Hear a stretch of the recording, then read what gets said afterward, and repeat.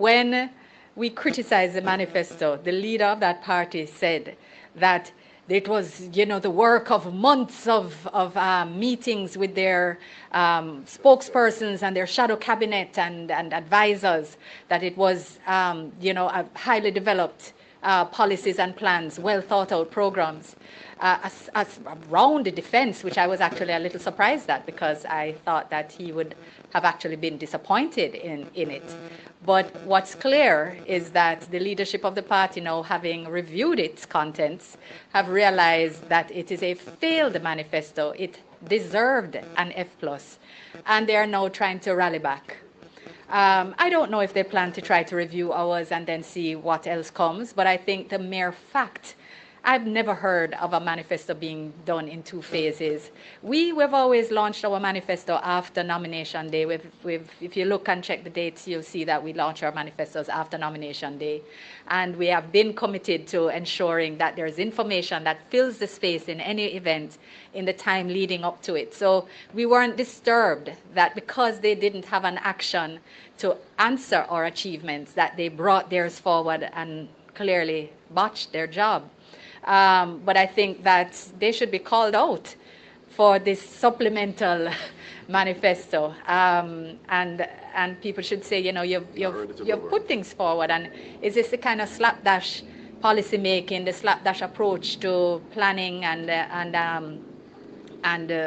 governing that you would undertake if you became government? You can't figure it out and try to take the time to get it right the first time.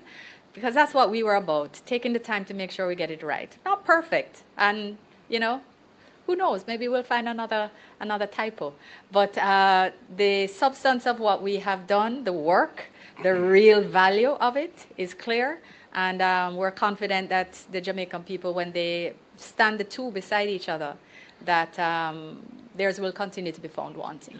And in support of the point made by Kamina Johnson-Smith, I believe the indication from the opposition about a supplemental manifesto is another clear suggestion to the people of Jamaica that they can't be taken at their word. They aren't confident in their policies and plans. They will take one stance today and another tomorrow. They supported an increase in salaries. Mark Golding, the highest paid PNP, the highest paid politician in the country, then they proposed to criticize it.